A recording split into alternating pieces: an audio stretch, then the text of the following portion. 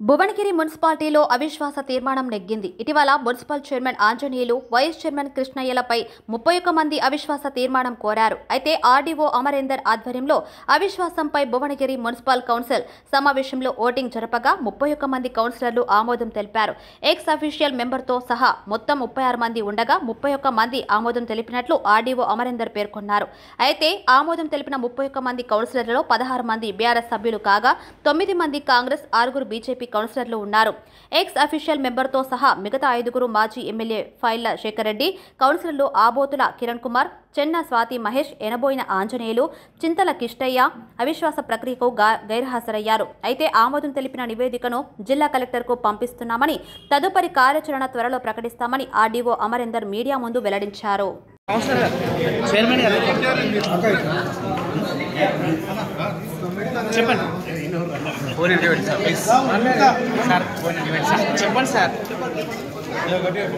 భువనగిరి పురపాలక సంఘ BRS chairman Enaboina Anjaneyulu, vice chairman Chintala కిష్టయ్యలపై ఈరోజు మేమందరం 31 మంది కౌన్సిలర్లము ఏకగ్రీవంగా అవిశ్వాస తీర్మానాన్ని ప్రవేశపెట్టి ఈరోజు నెగ్గించుకోవడం జరిగింది.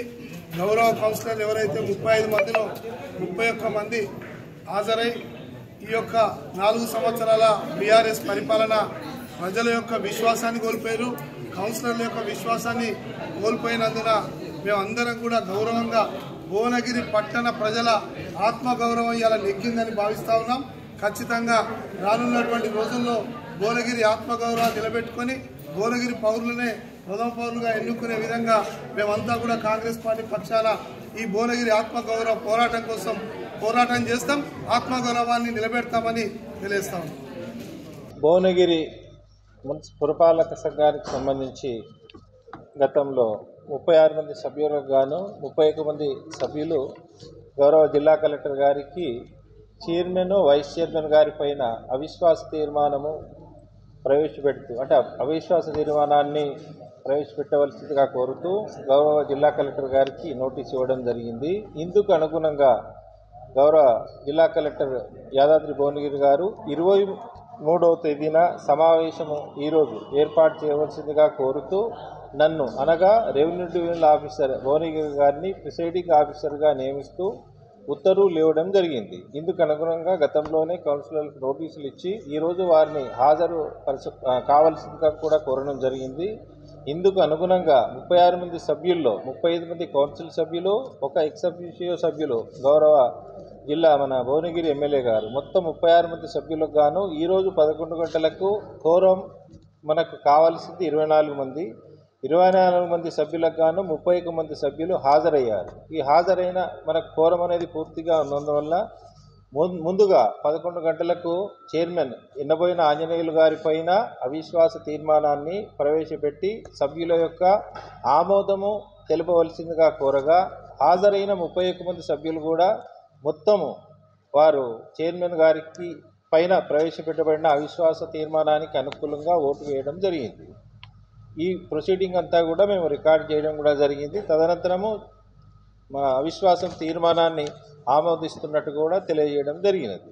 చైర్మన్ గారి అవిశ్వాస తీర్మానము అయిన తర్వాత వైస్ చైర్మన్ గారు చింతల కిష్టయ్య గారి పైన కూడా అవిశ్వాస తీర్మానాన్ని సభ్యుల ఆమోదం కోసము మళ్ళీ ప్రవేశపెట్టడం జరిగింది.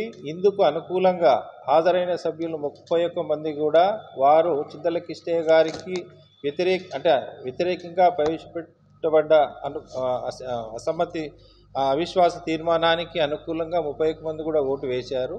తదనంతరము వైస్ చైర్మన్ గారు చింతల కిష్టయ్య గారి పైన కూడా అవిశ్వాస తీర్మానాన్ని ఆమోదిస్తూ వారికి కూడా విషయాన్ని తెలియజేయడం జరిగింది. ఈరోజు భువనగిరి పురపాలక సంఘానికి సంబంధించి చైర్మన్, వైస్ చైర్మన్ గారి యొక్క అవిశ్వాస తీర్మానాలపైన చర్చ లేకుండానే మనం ఈ సమావేశం నిర్వహించుకున్నాము, ఓటింగ్ నిర్వహించాము. చైర్మన్, వైస్ చైర్మన్ పై పెట్టబడిన అవిశ్వాస తీర్మానాలు పూర్తిగా నెగ్గడం జరిగింది.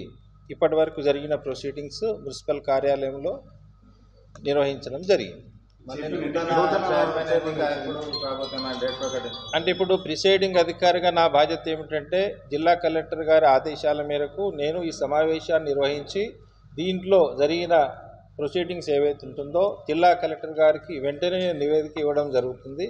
తదనుగుణంగా జిల్లా కలెక్టర్ గారు కూడా సిడిఎంఏ గారికి, కమిషనర్ డైరెక్టర్ మున్సిపల్ అడ్మినిస్ట్రేషన్ గారికి మరియు ప్రభుత్వం వారి దృష్టికి తీసుకెళ్లి వెంటనే దీనిపైన ప్రభుత్వ ఆదేశాల మేరకు తగు చర్య తీసుకోవడం జరుగుతుంది. సార్, వీళ్ళు ఆల్రెడీ అవిశ్వాస తీర్మానం కంటే ముందే రాజీనామాలు చేశారు కదా, అది రాజీనామాలు ఆమోదించబడలేదా?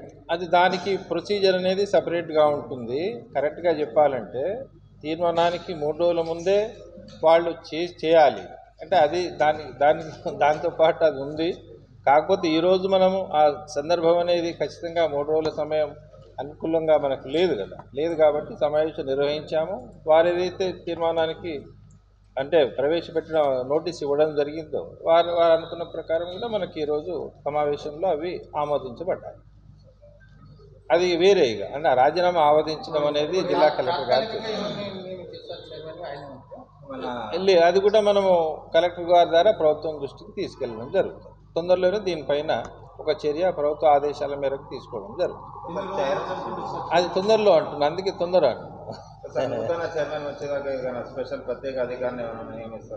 అది కూడా మనం కలెక్టర్ గారి దృష్టికి తీసుకెళ్ళాం.